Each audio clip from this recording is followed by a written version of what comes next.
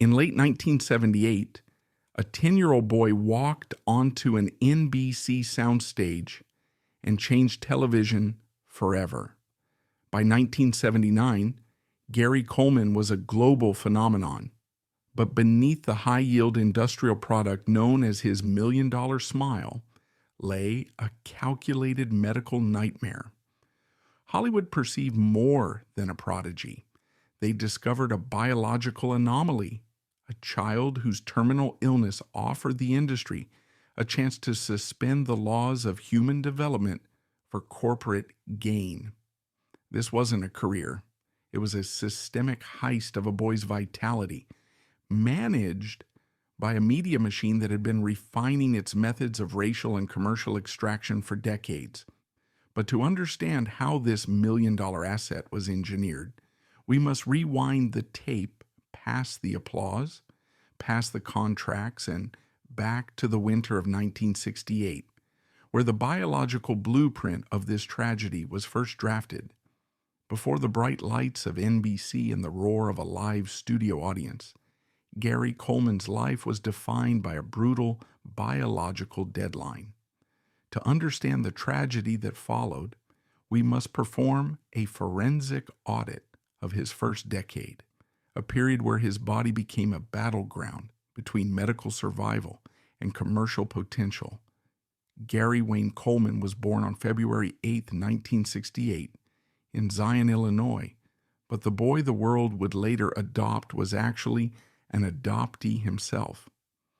Taken in by Edmonia Sue and Willie Coleman, Gary entered a family that would eventually function more like a board of directors than a sanctuary. From a forensic perspective, his early medical records are the most telling evidence of the heist to come.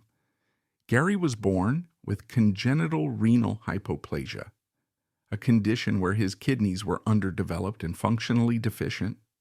By the age of 5, Gary was already a veteran of the operating table. In 1973, he underwent his first kidney transplant. This surgery saved his life, but the anti-rejection medications, specifically high-dose corticosteroids, stunted his growth permanently. At an age when other children were hitting growth spurts, Gary was biologically frozen. He would never grow beyond 4 feet 8 inches. The system did not see a medical tragedy. It saw a permanent product. His growth was stunted, but his commercial value was about to skyrocket precisely because he stayed small. The exploitation did not begin in Hollywood. It began in local commercials. By the mid-1970s, Gary's cuteness was already being aggressively monetized. His parents recognized that his combination of a genius-level wit and a tiny, non-threatening frame was a goldmine. He began appearing in ads for Harris Bank and Jack in the Box, providing a unique cognitive dissonance for the audience. He had the face of a toddler, but the comedic timing of a veteran vaudevillian. He was a 9-year-old in a 4-year-old's body, delivering lines with a precision that seasoned actors envied. The industry was already training him to be a human curio. He wasn't playing with toys, he was learning how to hit marks and deliver slogans. His childhood was being converted into a resume before he even understood what a salary was. The pivotal moment occurred in 1977 when a talent scout for Norman Lear saw Gary in a series of commercials.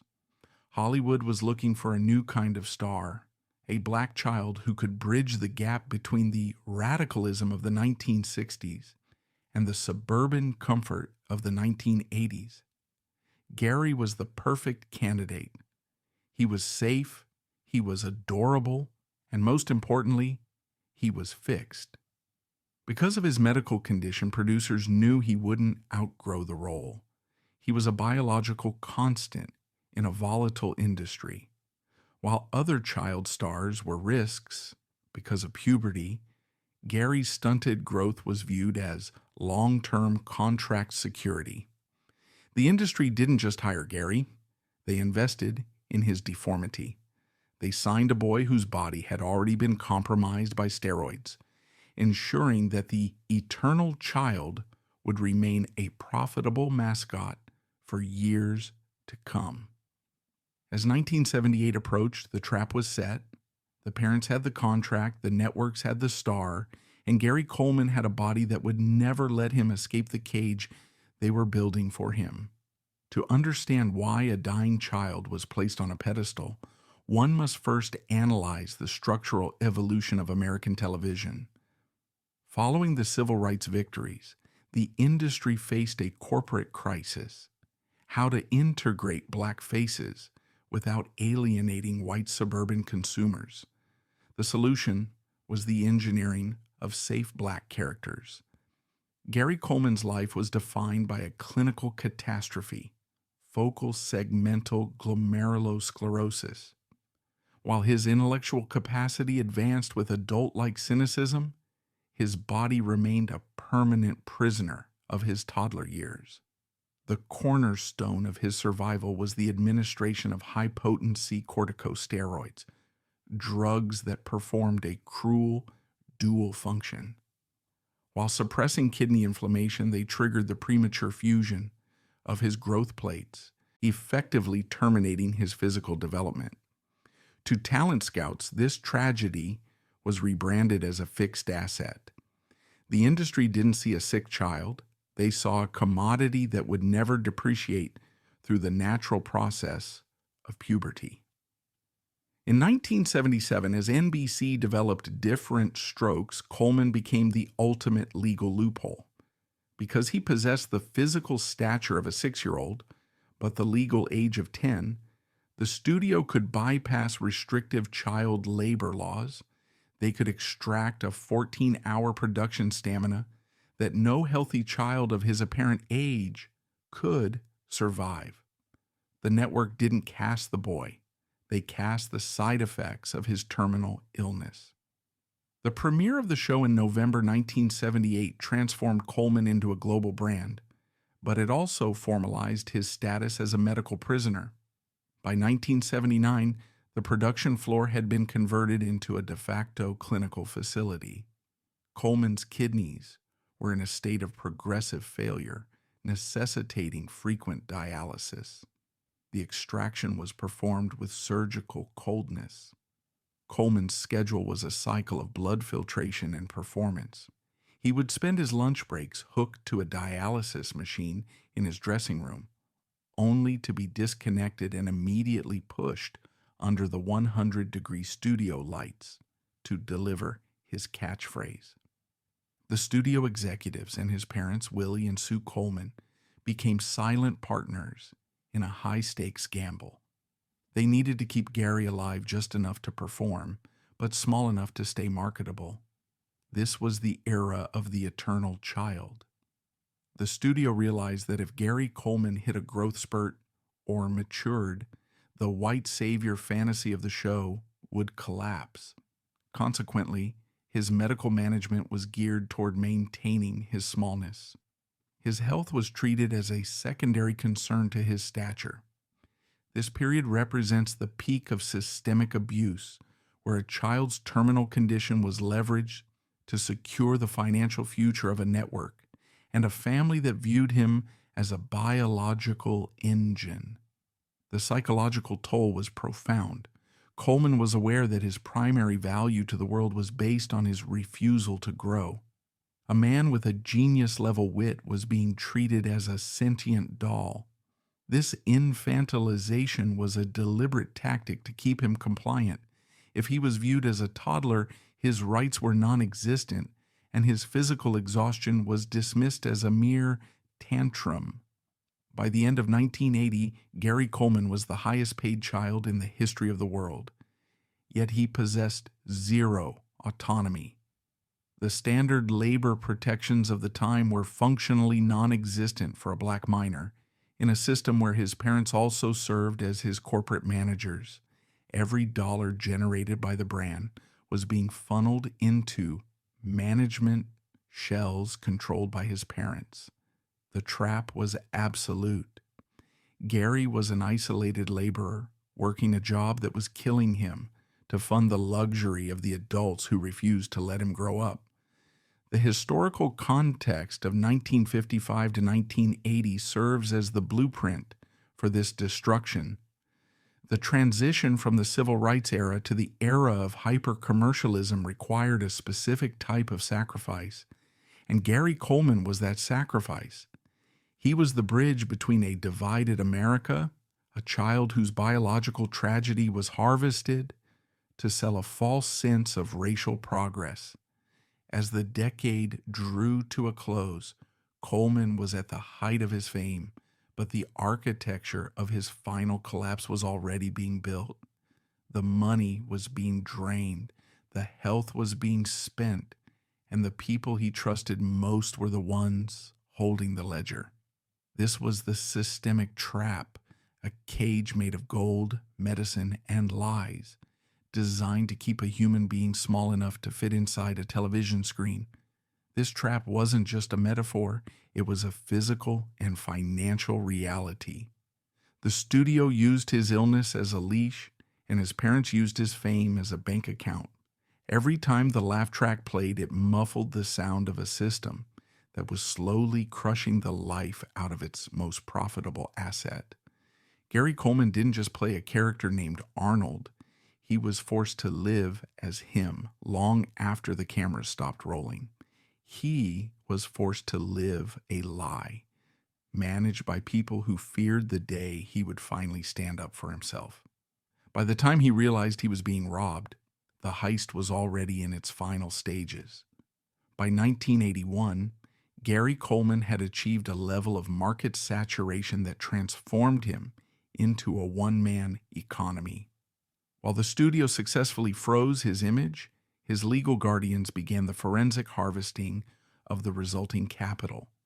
The perpetrators of this empire's collapse were not external predators. They were Willie and Sue Coleman, his parents, acting as executive managers within a calculated management shell. The primary mechanism of the heist was the manipulation of the Employment Agency Act. By establishing Coleman, Aubrey and Associates, Gary's parents positioned themselves as both legal guardians and corporate managers, effectively eliminating third-party oversight and bypassing the spirit of the Coogan Law. Instead of protecting his earnings, this entity charged the estate administrative overhead that reached 80% of his per-episode salary. Gary was essentially being charged a premium by his own family for the privilege of working 14-hour days while on dialysis. This was a deliberate liquidation of a child's future to maintain an adult's present. Forensic accounting of the mid-1980s reveals a pattern of pathological spending funded entirely by Gary's medical labor. While Gary was told his money was being secured in high-yield investments, his parents were utilizing the liquidity to finance a lifestyle of extreme luxury that they could never have achieved independently. They purchased a multi-million-dollar estate in Denver, acquired a fleet of luxury vehicles, and engaged in speculative real estate ventures that frequently collapsed, with the losses being written off against Gary's taxable income. This was not merely mismanagement. It was a deliberate strategy to liquefy a child's future, to maintain an adult's present. Every hour Gary spent under the studio lights was another hour of debt accrued in his name by the people he called Mom and Dad. The financial trap was reinforced by the dependency narrative. Throughout the height of the show's success, Willie Coleman maintained psychological control over Gary by framing his work as a familial duty. Gary was told that the hundreds of staff members on the NBC set, as well as his parents' survival, depended entirely on his continued performance.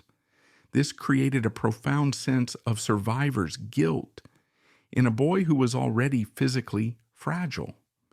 The money was never discussed in concrete figures.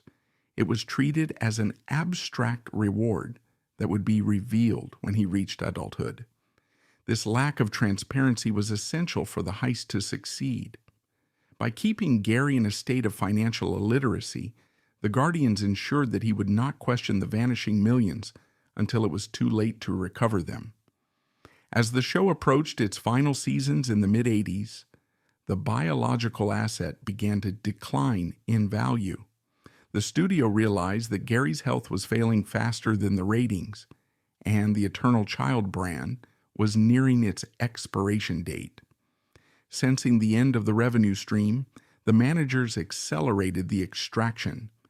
In the final years of Diff'rent Strokes, the siphoning of funds through offshore accounts and questionable pension plans became more aggressive. The parents were not preparing for Gary's retirement. They were preparing for their own exit from his life. They were divesting from their son as if he were a failing stock, moving the capital into assets that Gary could not legally touch. The moment of total collapse occurred on February 8, 1986, Gary's 18th birthday. This was the date he had been promised the keys to his empire. He expected to find a trust fund capable of sustaining his medical needs for the rest of his life. Instead, the forensic reality was a wasteland. Out of the $18 million earned, the balance presented to him was approximately $220,000. The remaining $17.7 million had been absorbed by the management fees, tax penalties for unpaid filings, and the lavish personal expenditures of his parents.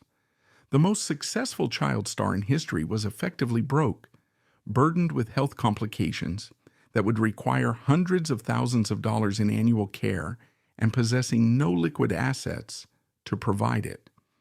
The legal retaliation began in 1989. Gary did what the industry considered unforgivable. He sued his parents for misappropriation of funds. The ensuing 4-year legal battle was a gruesome public autopsy of the Coleman family. The court proceedings revealed a chilling level of greed. While Gary was suffering through a second kidney transplant in 1984, his parents were more concerned with filming schedules than his biological survival. They viewed him not as a son, but as a business entity that had outlived its usefulness. By 1993, the court finally handed down a judgment, awarding Gary $1.28 million. It felt like a victory, but in reality, it was a mathematical illusion. Immediately following the verdict, the IRS and the California Franchise Tax Board swooped in. It turned out that Willie and Sue Coleman hadn't just stolen his savings. They had failed to pay taxes on his earnings for years. The government held Gary personally responsible for this debt. In a cruel twist of irony, the entire settlement was instantly siphoned away to pay for lawyers and the back taxes caused by his parents' negligence. The heist was absolute. The legal system allowed his parents to steal his fortune, and the tax system punished Gary for the theft. He was left with virtually nothing. During this period, Coleman's medical liabilities became his primary predator. In 1994, his second kidney transplant, the one he had received in 1984, while his parents were reportedly more concerned with filming schedules, finally failed. He was forced back onto a rigorous dialysis schedule, 3 times a week, 4 hours per session. In a healthy celebrity ecosystem, a star of his magnitude would have had a SAG-AFTRA pension or a medical trust. However, because his management shell had classified him as an independent contractor during his peak years to avoid paying payroll taxes, his safety net was non-existent. He was a $1 million laborer who had been denied the basic protections of the labor force he helped build. The forensic examination of his 1999 Chapter 7 bankruptcy filing reveals the chilling reality of his condition. Coleman listed assets of less than $1 million while facing nearly $1.3 million in claims. The creditors were not luxury brands or credit card companies.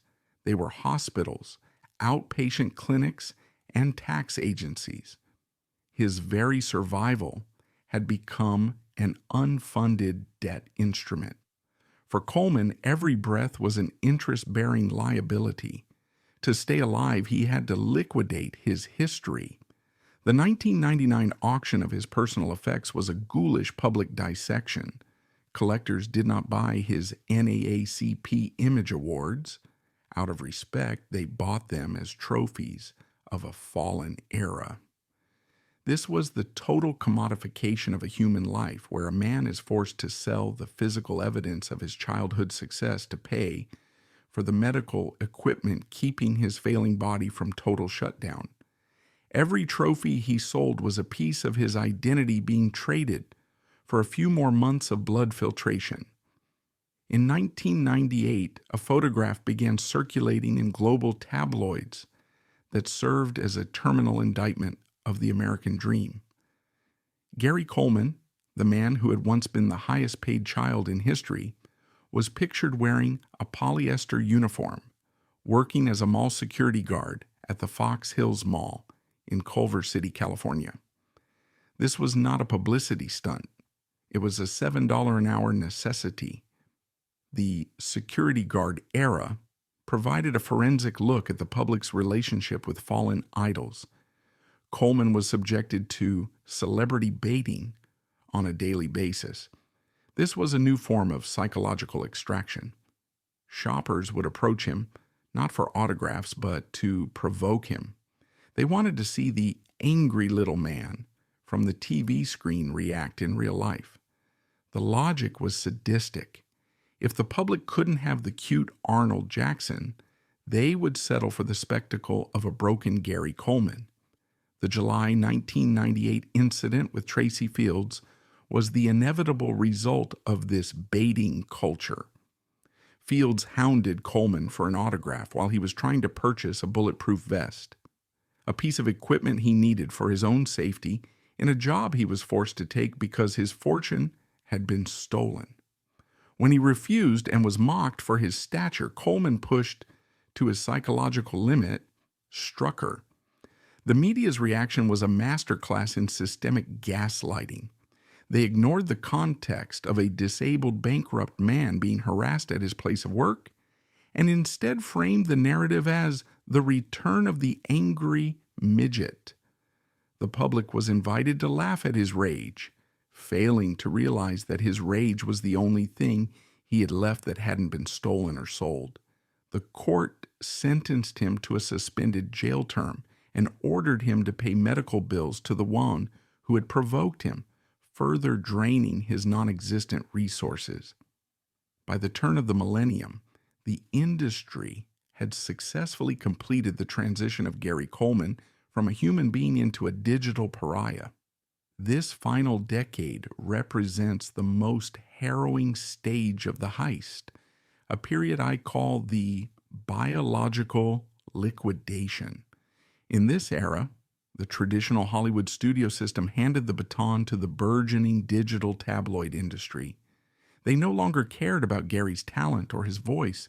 They were interested only in the scraps of his existence, his rage, his brittle physical state, and eventually his physical remains. This was a forensic harvest, where a system that manufactured him in 1978 began recycling him for parts, turning his terminal desperation into a high-yield industrial product for the internet age.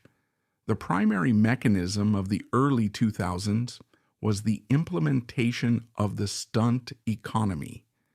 This was the dark final evolution of the pet syndrome.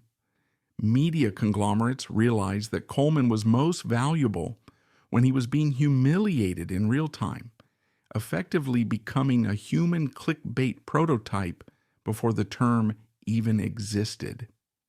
In 2003, during the California gubernatorial recall election, Coleman was pushed into the race by a media machine that smelled blood. While the public laughed at the novelty of Arnold for governor, the forensic reality was a masterclass in institutionalized gaslighting. Coleman was used as a human lightning rod to drive ratings for a political process that had become a television spectacle. He was not a candidate. He was a prop used to validate a circus.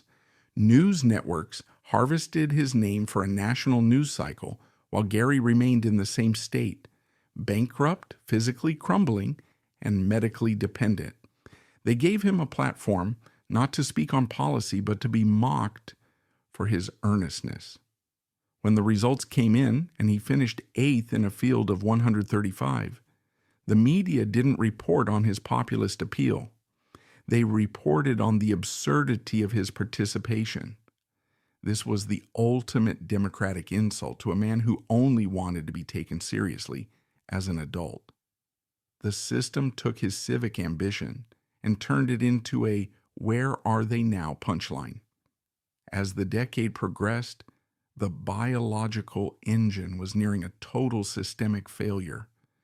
Decades of chronic kidney disease, 2 failed transplants, and heavy steroid therapy had turned his body into a biological prison. His bones were so brittle they were described by medical associates as being like glass, and he suffered from frequent seizures and transient ischemic attacks, TIAS, mini strokes that left him disoriented and vulnerable. In a healthy celebrity ecosystem, a man in this condition would have been under permanent palliative care. Instead, Coleman was forced by crushing medical debt to remain mobile. Between 2005 and 2008, Coleman was subjected to what forensic psychologists call stress test extraction. Paparazzi and cringe vloggers began a systematic campaign of provocation. They knew that if they baited Coleman enough, his neurological instability would cause an outburst. These meltdowns were then sold to outlets like TMZ for premium prices. The public was invited to watch a dying man lose his grip on reality, failing to realize that his rage was a direct symptom of his medical trauma. He was being eaten alive by a public that demanded he remain Arnold while simultaneously punishing him for being a broken adult. The entry of Shannon Price into Coleman's life in 2007 established the most controversial and predatory geometry of his entire existence. From a forensic standpoint, the relationship between the 39-year-old Coleman and the 22-year-old Price was a tactical alliance that provided Price with a platform and Coleman with a desperate, misplaced hope for companionship. However, the power dynamic was fundamentally broken. Coleman was a man with a genius-level intellect but the physical vulnerability of a child, while Price possessed the legal authority to act as his gatekeeper. The most disturbing aspect of this era is the 2008 secret divorce. Legally, Gary and Shannon were no longer married, yet they remained under the same roof in Santaquin, Utah. Why? Because the Coleman brand was only viable if he was part of a domestic narrative. This was a ghost marriage, a legal fiction maintained for the sake of reality TV prospects and tabloid appearances. The controversy here is absolute. Why did the system allow a woman who was legally a stranger to Gary to remain in total control of his medical and financial destiny? In Utah, the laws regarding common law and medical power of attorney provided a loophole that allowed this predatory geometry to persist. As long as Gary was with Shannon, there was a product to sell. Without her, he was just a dying man alone in a house, and the industry knows there is no money in a quiet, dignified death. In 2009, the industry's final act of professional degradation came with the production of Midgets versus Mascots. In what can only be described as a dignity heist, producers pressured Coleman to perform a scene involving full frontal nudity. For a man whose body was a map of surgical scars, a man who had spent his life fighting To be seen as more than a physical curiosity, this was the ultimate violation. It was the system's way of saying, we bought your childhood and now we own your skin. When Coleman refused and walked off the set, the media's response was to frame him as difficult and unstable. They were shaming a terminal patient for refusing to be a pornographic curio. The terminal event occurred on May 26, 2010. Coleman suffered a fall at his home, resulting in an epidural hematoma. The circumstances of the fall remain a subject of intense forensic debate. Was it an accident caused by a seizure or something more sinister? While the police investigation found no evidence of foul play, the ethical investigation is far from over. The events that followed in the hospital were a chilling culmination of the pet syndrome. While Coleman lay in a coma, Shannon Price authorized the removal of life support just 2 days after the incident. The controversy here is the speed of the termination.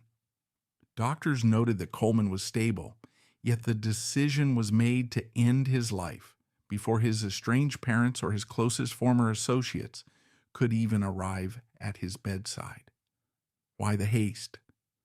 The answer appeared in the media just hours after his heart stopped. The deathbed photo. A photograph of Gary Coleman, intubated, unconscious, and near death, was sold to Globe magazine for a reported 5-figure sum. This was the birth of Necro-Capitalism. The industry that had purchased his childhood smile in 1978 had successfully purchased his corpse in 2010.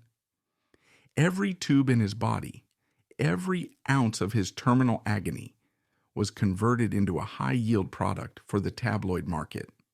The audience was given one last encore of his pain before he was even cold in the morgue. The post-mortem legal battle was a gruesome echo of the 1989 lawsuit. For years, Coleman's remains were held in a funeral home as various parties. His estranged parents, who had already stolen millions, his former manager and Shannon Price, fought over the scrap value of his estate and his ashes. Gary had requested in his 2005 will that there be no funeral, no media circus, and no fake displays of grief. He wanted to disappear. He wanted the performance to finally stop. Yet the system refused to let him go. He was kept in a state of unburied limbo for weeks as lawyers argued over the ownership of his body. He was eventually cremated, but the location of his ashes remains a secret. Perhaps the only secret Gary Coleman was ever allowed to keep. It is the only place the world cannot follow him. When we look at the life and death of Gary Coleman through a forensic lens, we are forced to move beyond the simple narrative of a troubled child star. We must confront the terminal question posed by our investigation. Was Gary Coleman's end an accident, or was it a systemic suicide? To understand his death, we must understand the dual forces of racism and exploitation that acted as a slow-motion executioner for over 30 years. The tragedy of Gary Coleman was rooted in a specific form of racial infantilization. Hollywood did not just hire a child actor. They manufactured a safe black mascot for a white audience. By utilizing his medical disability to keep him trapped in the image of a permanent child, the industry performed a psychological castration. Gary was denied the basic human right to grow into a black man with agency. He was forced to wear the Arnold Jackson mask as a shackle, a mask that made him millions for others, but rendered him a freakish curiosity to the public as he aged. This was the first stage of the heist, the theft of his adulthood. The exploitation that followed was not merely financial but biological. The system treated Gary as a fixed asset with a calculated shelf life. While the corporations and his guardians drained his $18 million fortune, they ignored the decaying engine beneath the hood. The racism of the era ensured that Gary was never given the pivot into serious production or directing that his white peers received. He was seen as a novelty, and when the novelty wore off, he was discarded into a world where his only value was his own humiliation. When we speak of suicide in the context of Gary Coleman, we are not talking about a single act of self-termination. We are talking about systemic suicide, the process by which a society and an industry systematically strip a man of his wealth, his health, his dignity, and his legal protection until life itself becomes an unfunded liability. The legacy of Gary Coleman is a mirror held up to the audience. He didn't lose his way. He was shown the exit. He was the sacrifice required to maintain the illusion of the safe black family on television, while in reality his own family and the industry were picking his pockets. Gary Coleman is finally free, not because he found peace, but because he finally ran out of things for the world to steal. The audit is complete. The heist is over. And as the screen fades to black, the silence he leaves behind is the loudest indictment of all. Gary Coleman was the only person who did not profit from being Gary Coleman. In the industry of dreams, he was the ultimate nightmare, the boy who was loved as a toy but hated as a man.